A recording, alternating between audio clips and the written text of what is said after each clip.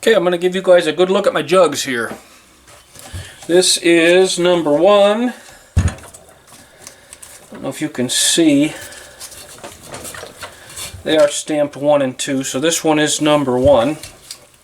All I'm going to do here is see all this carbon buildup here. That's got to go. Old gasket material has all got to go.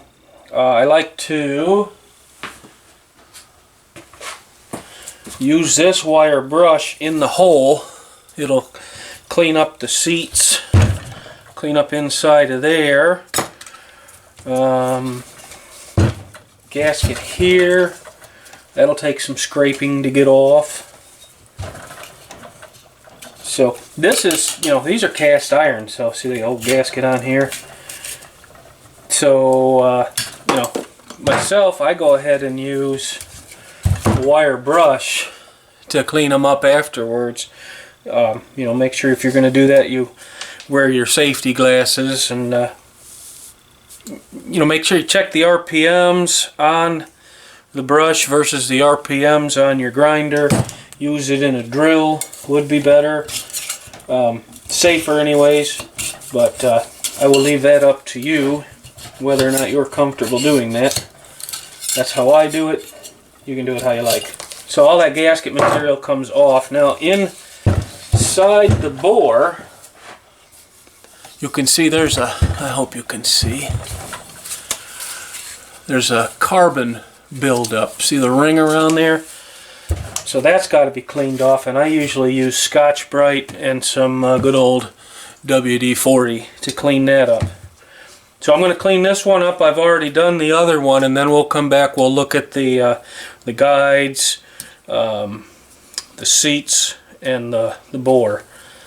All right, let's get a little. Let me turn the radio down. Get a little closer look at this jug. See, it's all pretty clean. Looks good.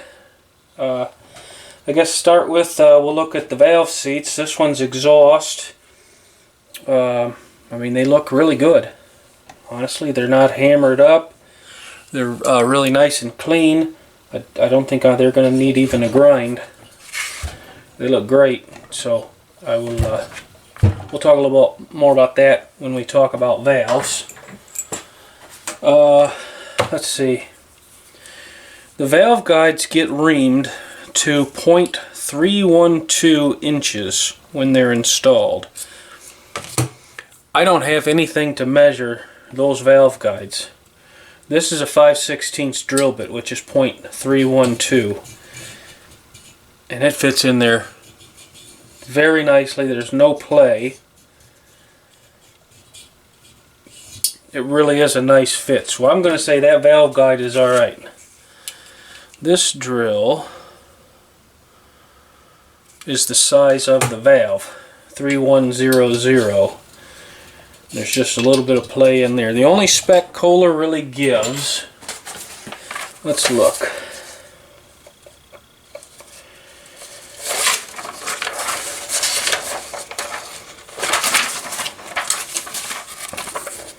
Tolerance fitted parts.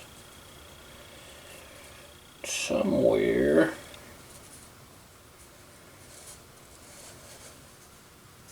Intake valve to stem guide, 4.5 thousandths. Exhaust valve to stem guide, 6.5 thousandths. So I guess you would have to measure your guides, measure your valves, and decide at that point what you're going to do. But these guides and these seats are going to stay just like they are. I'll just lap the valves in after I get them ground. Looking at the other side, you should be able to see the crosshatch pattern here, and then it goes away where the piston was. So just feeling in there, there's no step, no ridge, no nothing. If there were any wear at all on the cylinder wall, you'd feel a ridge top and bottom where the rings stopped. So I can already tell you without measuring that this cylinder is definitely good. if you wanted to measure it, you can use a 3 to 4 inch micrometer or the caliper. Must be a piece of schmutz in there. Or the caliper and a telescoping gauge here. And it's best to measure it so you can get the gauge, get it settled in there. Okay, that feels pretty good. You're probably familiar with using these, but let's see.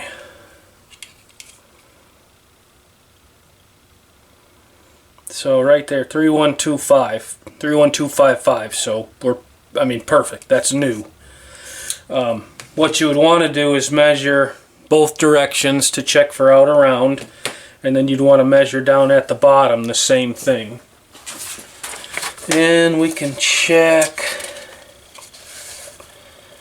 cylinders, torque specs, wear tolerances. Okay, a new bore diameter is 3.125. The max wear is 3.128. Max taper, which would be the difference top to bottom, is 15 10,000ths, and the max out around is 2 thousandths. So I've already measured both of these jugs. They're both perfect. I mean, brand new, no taper, no out around. Shockingly good. I've never seen it. There's no wear in there. It boggles the mind, I guess. I don't know. So, cylinder's good to go, except I'm going to have to hone it out. You've got to break the glaze. You need, and I hope you can see the crosshatch pattern. You need that crosshatch pattern to hold oil in the cylinder. Otherwise, your rings will never break in. You got to have that to hold oil in there is all. So now, because it may be a few weeks before I get back to this thing, I've still got to go through the rest of the parts, and I've got to order more parts at some point.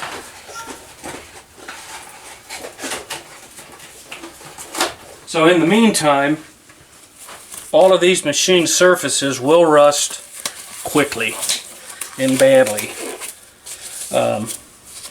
This is an engine assembly lube, which also has a rust inhibitor in it. It's actually made so you can store your motor. You put it together and you can store it. It's got a rust inhibitor.